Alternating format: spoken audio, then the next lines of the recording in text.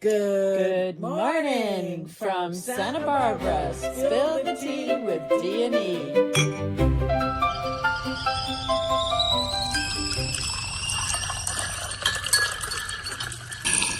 Good morning. Hey, how are ya? Good. Oh my goodness, everything is so nice and cut back. What are we going to plant? Oh, I'm going to focus the next garden on sorrel, Swiss chard, rainbow chard. And so where's Erica's food? I don't hear Erica's favorites. Do you like green beans? I like green beans, and I want. Do you like poblano? We're doing good on peppers. Yeah, but I have so much peppers. I'm good on peppers. I want cucumbers. Cucumbers. Let's do the lemon and cucumbers. I want more tomatoes. Okay, cucumbers. Can I do the big cherry tomatoes? Because they're super easy to go after. Yeah, I don't care about the big cherry tomatoes, but I want to try to do those Russian ones one more and time. I'm going to have to I'm going to try setting up some netting where I keep We're just going to put the tomatoes where they critters once were over there. outside of the tomatoes. Yeah, no, but we're going to try to do the tomatoes where I used to start with tomatoes. I'm ready. So if we have a couple of tomatoes over there, I'd be happy. I know they're just going to flourish. All right, and we'll get the gardeners to put a drip line. People, this is important. This week, if you haven't put anything on the ground, do it. It's so... Even just mint. Yeah, it's so satisfying. It's so sad. When we go out, and that's what I'm looking at right now, I got this little spray of mint here in my tea with my PG tips, my lemon, and it's you could just smell it. When you rip it, it's really, what I like to do, and I just like to take my hands and just brush it on there. Yeah, just rub it. And then, oh my God, throw it on my face. Oh, it smells so good. It's very inviting. Yes, because sometimes I get... allergies in the morning, it's allergy season, so I'll have a couple of sneezes, and that's just what it is. But that just seems to help me. It knocks it out right away. It does. It just really knocks it out. Yeah. So I grabbed some lavender, a little lemon balm, and I grabbed a few sprigs of chamomile. I can't really taste the chamomile, but I know it's there. It's kind of like, ooh, I can relax this morning. Because we're going to do kind of an intense conversation. Uh-oh. Well, we'll start with the word of the day then, if it's going to be intense. Well, we're going to title our episode, Witnessed or Watched? Rebuilding Trust in an Age of Surveillance. I want to discuss surveillance. Okay. So the word of the day is witness. So the definition of witness is actually to see another person with care and understanding and presence, rather than merely collecting information about them, right? Right. So it's very different. Witnessing is very different than surveillance. Because then you might as well just call him a data collector. Yeah. Yeah. Which, that's all any company wants right now is your data. They just want to collect. They want to know when you get up, when you go to bed, and what you do in the middle of the day so they could bomb you with advertisements. Right. That's why it's important just to turn it off. Yep. Mute the commercials, mute anything that's driven to make you, I just turn it off. I mute it or I turn it off. So we're constantly wanting to look at technology, not because we're afraid of it, but because we want to ask the questions about what happens when technology quietly replaces something that's deeply human. And what's deeply human is us knowing one another, us witnessing each other, us trusting each other, right? And instead, we're increasingly surrounded by these systems that are surveillance systems. Well, I just like the whole thing. Witness says, if you're being witnessed, you just basically are saying, I see you. Yeah. Right? Surveillance says, I'm recording you. Yeah. Isn't that different? Yes. So big time. Even though when you see something, I believe everything that you're experiencing in a life, because it's all about learning and growing, you're actually recording. I don't know if your little golden retriever can go back and get it. Yeah. Well, especially I don't think we're there yet, but because you're sleeping and they're doing all research on sleeping and sleep research, you don't really know what's going on in that realm, you know what I mean? So you don't really know where all that stuff is going. We know for sure that our limbic brains are constantly taking snapshots of our environment and trying to figure out whether we're safe. Yeah. And if something scary happens, this is the kind of quackiness about trauma.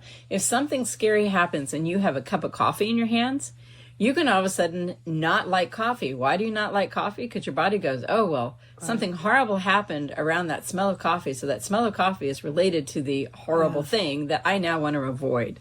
I mean, if you separate it out, you want to break it down. I mean, really, what does it mean to be witness, right? Yes. Say, for example, you're sitting on the porch with your grandmother, all right, or at a kitchen table. And then she looks at you and she notices that you're tired. Yeah. Right? And she's asking, hey, have you eaten today? Because that's what a grandmother would do. Or thirsty? Did you have enough water? Yeah. Thirsty? Are you tired? Not that she's going to say, well, our generation would say it. I don't know if my grandmother's generation would say, are you dehydrated? That's not what they would say. They just say, are you thirsty? Right. So that's witnessing, because there's no cameras, there's no algorithms, there's no score. It's just a love, one person loving another person, one person paying attention to another person. Yeah. And you have that sensation of someone genuinely caring about us. Right. Not because anybody's afraid of anything, but simply because we belong. Well, it's a connecting. Yeah. Just two beings are connecting. Yeah. It could be friends, relatives. It could be anybody. It's just part of your tribe. Exactly, it is. It's just it could just be when you're walking down the street, you just glance at each other and you smile. I mean, that's part of why the grocery clerk says, "How are you today? Did you find everything you needed?" Right. It's a connecting. Yes. Yeah. So, what is surveillance? Well, it's a collection or monitoring of information, right? Right. And it's about people, places. Some of it forms valuable purposes, as far as protection, because there are benefits to it. Like something's being recorded if something goes down in a bad way. I do like the traffic cameras snapping a picture of people who run red lights. Okay, my reason for liking it is twofold. One, it means that, cops don't have to be sitting there trying to catch people who are running red lights. That's number one. I'm worried about, kids going to school and stuff like that, so I want people not to run red lights. But the second thing is, and this is the freaky thing about surveillance, when I see that camera up there, I am super careful and not even go through a long yellow. Because I don't want to accidentally trigger it to take a picture of me. Right. So surveillance affects my behavior. Right. And I think that's the slightly creepy thing about surveillance is as soon as you put a camera up, everybody's behavior changes. Yeah. Well, it's funny because I put up cameras like 20 plus years ago, and it cost me like $5,000. Yeah. All right. Now, how much did you pay for the last camera? $50 at Costco. Right. And there was that's no monthly anything. No. It's just whatever. But yeah, it's crazy. It's just like the big TVs. Everybody wants you to be doing this surveillance. Back in the day for the big TVs. Right. Now you can now it's $400. Yeah, exactly. So we've got traffic cameras and then security cameras to deter theft, right? Well, let's think about it. How about, this is an odd one, medical records? I mean, you've done a whole bunch of hospital and doctor things quite recently, and it's like every single time you go, there's an app on the phone, and they have notes of everything that has happened to you. That's almost like a form of surveillance. Yeah, well, it's perspective. So this is what I believe me. We have a group of our friends that are freaked out about it. Yeah, but they're more of a conscientiously feared group. They're just kind of new souls. I don't know how else to get spiritual on this, but things bother them. Okay, and it's like I have I trust, and the way I look at it, like this whole thing with medical confidentiality and stuff.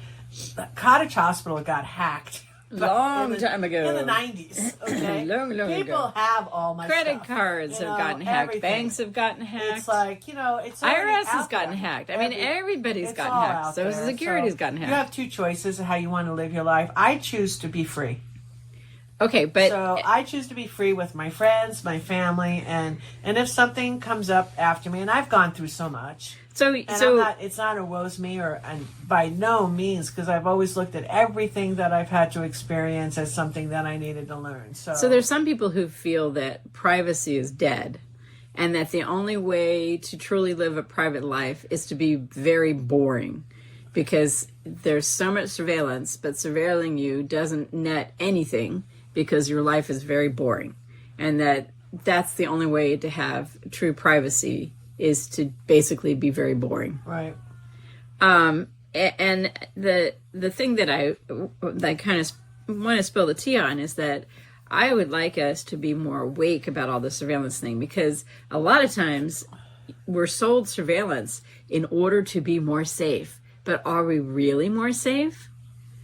Well, the thing is they can flip the switch on it and use it as a control As factor. a control thing. And yes, that is definitely what it's probably getting laid down to do. But for right now, we're at an age right now, we're not going to be around forever.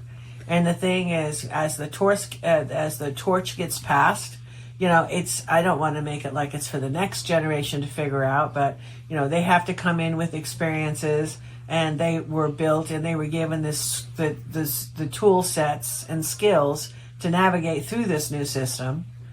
Just like we were given this, like our system, if you were born in the 60s or 70s, it's not the same systems if you it's were very born different. In the 90s and 2000s. Yep, it's very different. So the thing is and you adapt, and you've adopted really well because you're a technological genius when it comes to all that technology.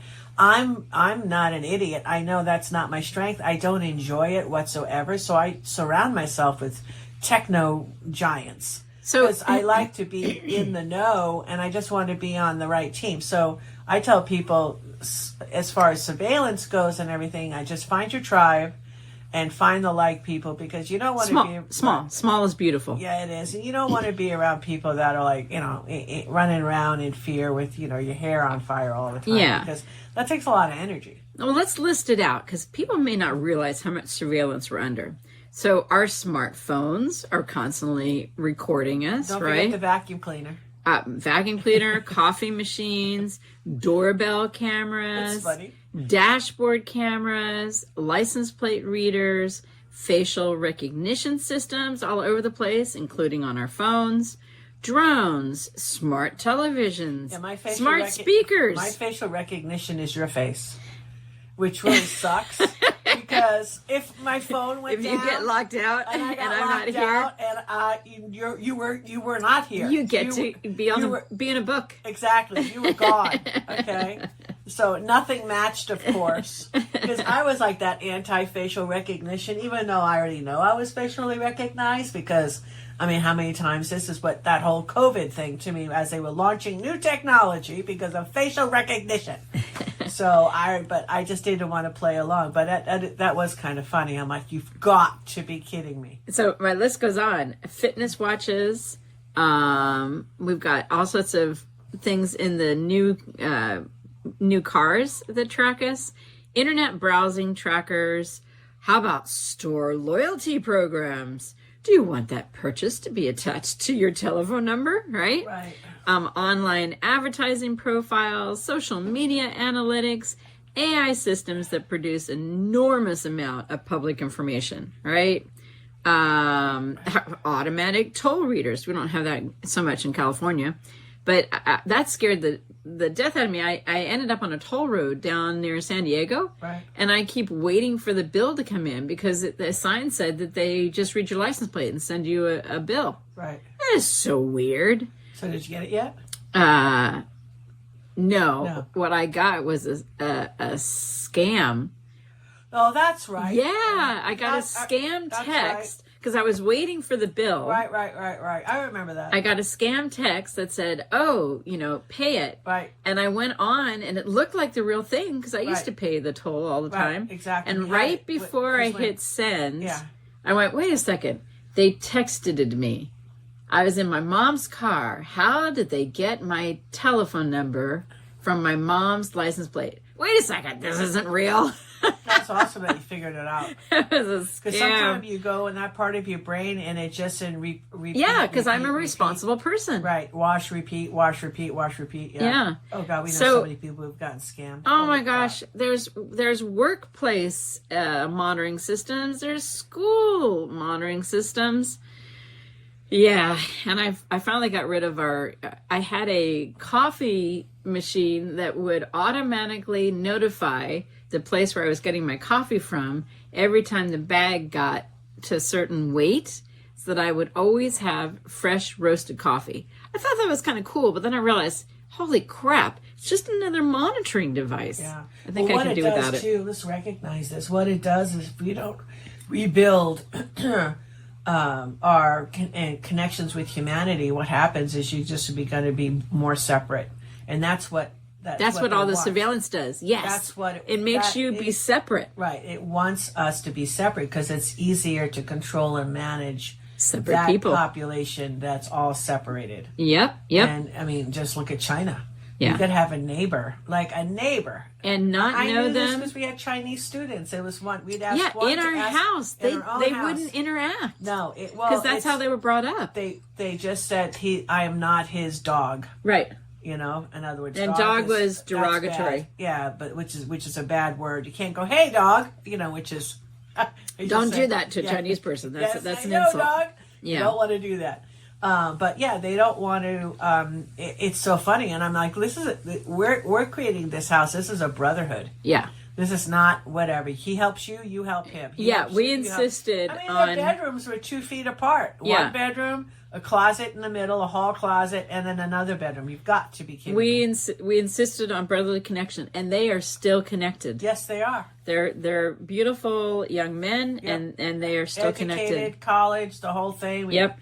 We helped handhold them through the whole They're thing. connected to their whole community. Yep. So I often look at the Amish as a counter force to all this technology, because we know that they emphasize humility, community, simplicity, and mutual aid, right?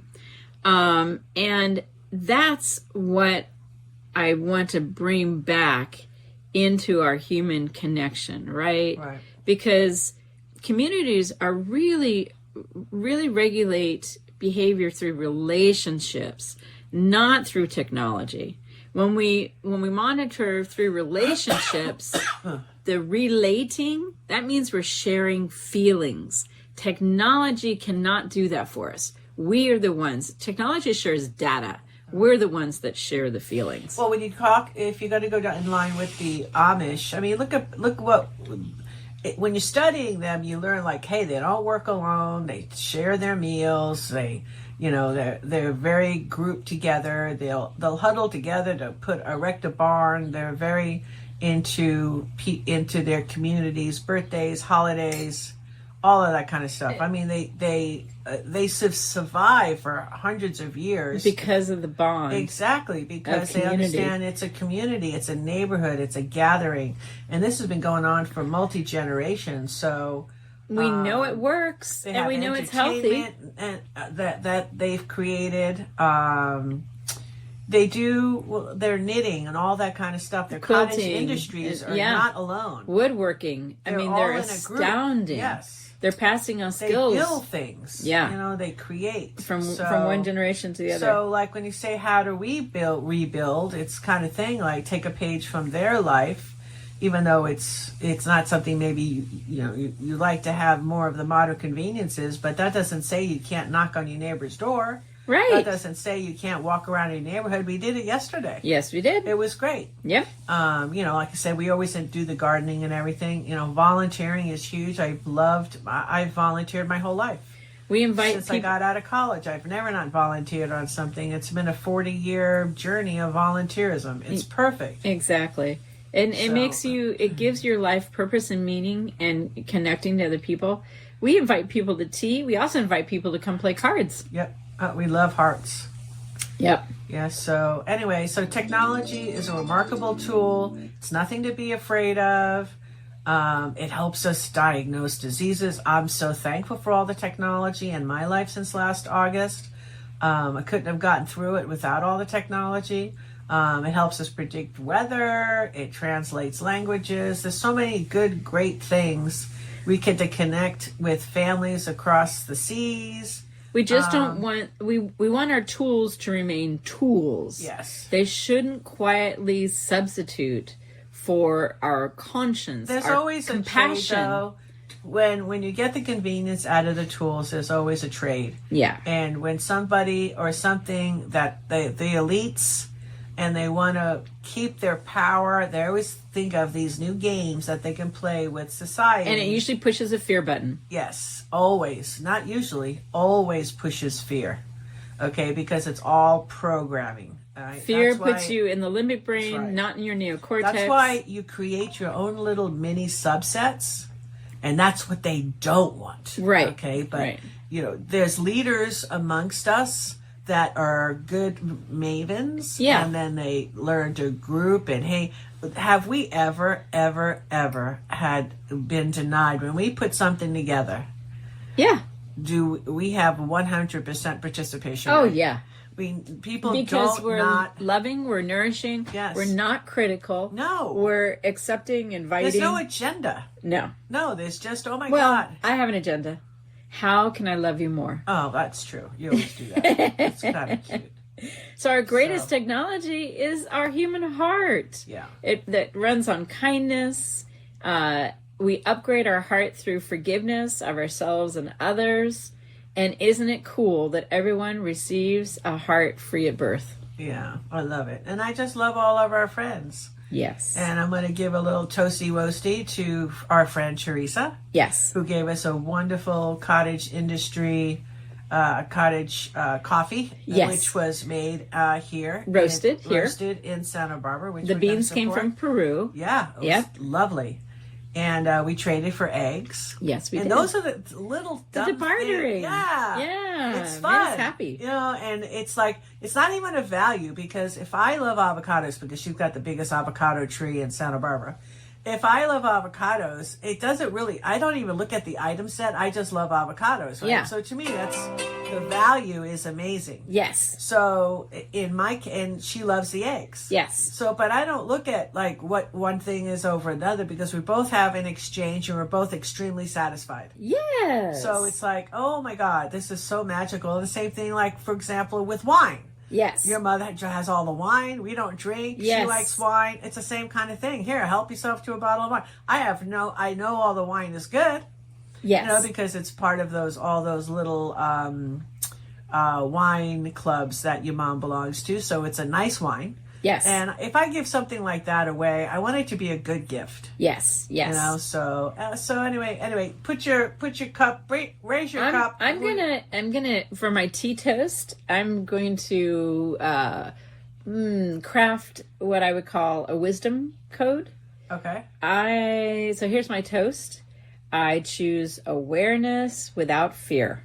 Nice. Okay, I like it. All right, so I'm going to say, may we all help build communities where trust grows naturally. Ooh, How about I that? like it. I love it. Okay, peoples, keep the kettle warm, keep asking thoughtful questions, and keep spilling the tea. Sweet. Thank you, everybody. Bye for now.